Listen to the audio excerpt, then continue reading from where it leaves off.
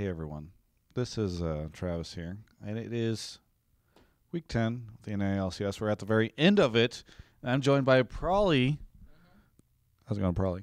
It's going stupendous, Travis. Thanks for asking, buddy. What's up with that? What's up with what? It's very strange. All right, See? Yeah, it's like that. you started to stream recently. Yes? Yeah. Yes? I just want to talk like that, though. Okay. All right, I'll talk normal. Yes, I started streaming, Travis. That's like a thing for you, I think, right? Yeah, it's a new thing. I haven't streamed really before more than like a day every 2 months or so. So I've streamed like, I don't know, 2 days in a row. It's kind of like, whoa. How many viewers are you getting? It fluctuates. I'd say probably like around 1K. I think I've like peaked at like 4K or something. But that was after Bjergsen stopped streaming, and he sent me the Bjergsen army, and they fought me in stream. It's pretty nice. I actually have a little thing that I turn on when I get Bjerg armied now.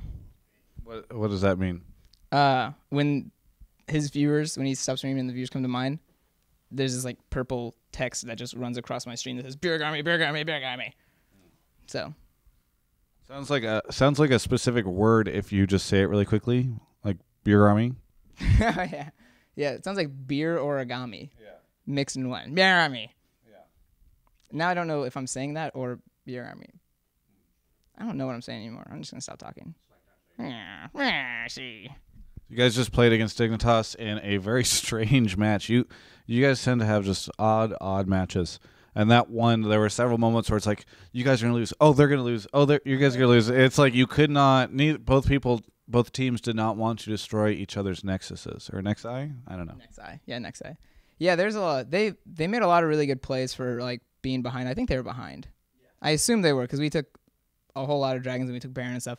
So they were making a lot of really good plays to keep up in the game. And that's kind of when we had to fall back. So it's always like, oh my God, they're like doing this, and we have to counter that before we make our plays. So that's why the game kept going back and forth. Like they kept making correct plays when they're behind, and it took us too long to make the right plays until the very end when we were like, all right, we know how to stop this little double TP shenanigans. What is it about Dignitas that you guys just have their number on? I'm not sure.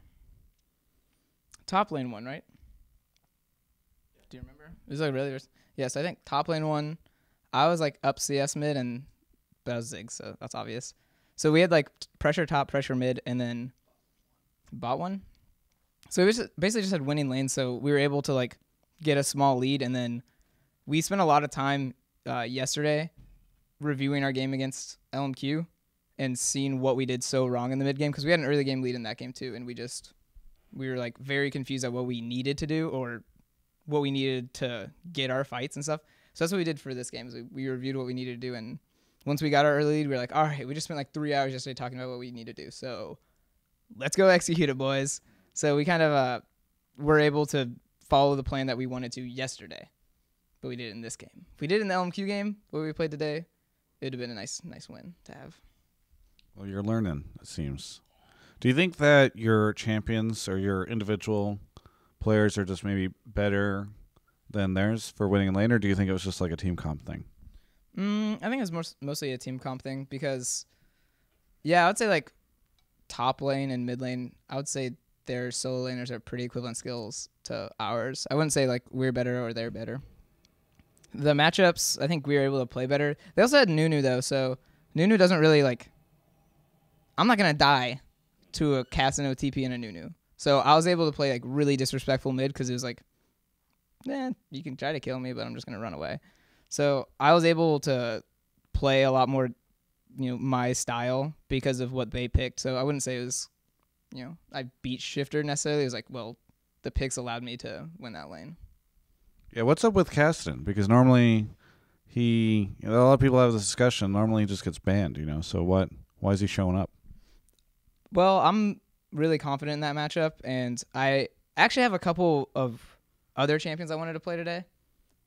One of them was actually Sejuani. I hovered it in the game, and the crowd didn't cheer, and I was like, oh, they don't know.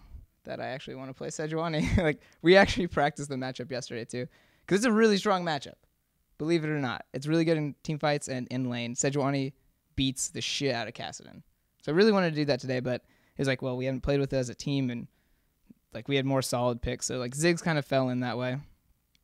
So we left up Kassadin because I play Kassadin a lot, so I know a lot of ways to beat it. So we kind of just left it up, and we're like, man, we can deal with it. We got Ziggs. We have, X, Y, and Z picks too.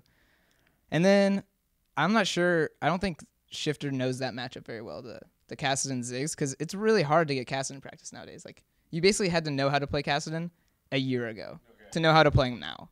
Because in the last year, it's impossible to learn him. Like, go into a custom game and 1v1 your friends. That's how you learn Kassadin nowadays, because it's like solo queue banned, scrims, everyone's like, nah, screw that shit, like ban it. So I feel like it's just really hard to get any practice on Kassadin, so we were able to take advantage of, I don't know, I've played it for so long, so we just left it up like, yeah, pick it. Do you think that revealing that you could have played Sejuani there is gonna, give away something to your opponents in the future? Or is this like your call out where you're like, no, I want them to know so that they can know what's coming? Yeah, bring it. Well, so if we leave up Kassadin again, they might be scared of Sejuani. And then if they leave up Kassadin for us, maybe they go and learn Sejuani. And even though I'm not playing, I'll be playing the Kassadin side, I'd be really happy that another mid laner was like, I'll try that matchup. So I'm throwing it out there like, maybe leave Cass up in solo queue and try Sejuani. Oh, shit, dude. I shouldn't have said that. That's going to be really bad. There's going to be a lot of feeding Sejuani mids now. But I don't think that really reveals much of our strategy, because I don't think anyone will believe me. So that's my strategy. Be such a troll all the time. Now when I tell the truth, they're like, he's not telling the truth. Next month at Worlds when we're playing SKT, we're leaving up Cass for Faker. I'm going to play Sejuani to that shit. Yeah. Kill him in lane 1v1. Yeah, it's just like that, see? You discussing SKT and you guys playing against them reminds me of this discussion I've had a couple times recently where it seems as though the better, although you lost to LMQ yesterday, so maybe this doesn't really count, but I was going to say that it seemed as though in the past couple of weeks, the complexity thing is that the better your opponent, the better you guys are, but exponentially better, right? So like if we sent you to Worlds and you played against a Korean team, you would just be like the best team that has ever existed in the history of League of Legends. Yeah. It'd be super funny. Because if we fought SKT at Worlds, like, that shit would be 3-0. Yeah. Like, no doubt. Like, I would walk up to Faker and start laughing before the game. But if for some reason in group stage we played like Mineski, or like, one of the smaller country teams, we would have lost 100%. So as long as we can avoid like the smaller regions and just focus on Korea, if we fight a Korean team, it's so easy. So like we're not even gonna prepare. We probably won't scrim that week. We'll probably just be like, we'll just look at them. Like while they're scrimming, we'll just be outside the room just waiting for them to get done, and we'll be like, you guys want to hang out? Do you think that, because I hear about this a lot in solo queue, people stream and they say, wow, he's so bad that he's good. Do you think that that's what it is that the better teams don't know how to play against you because you guys are so bad? Yeah. Because I know, what game was it? I can't remember what game, but I was hitting all these skill shots. And when I was throwing them, I was like, this is going to miss. And I was like, oh my God, it hit. And I was like, the only reason that hit is because he's like, there's no way he's going to throw a skill shot that way. But I did, because I was like, this is what a bad player would do. Yeah. So I was like getting all these, like all this poke off because they're like, there's no way he's this bad. Oh my God, he's this bad. It's hitting me. That's kind of, how we play the game. And I think it translates throughout the team. Yeah.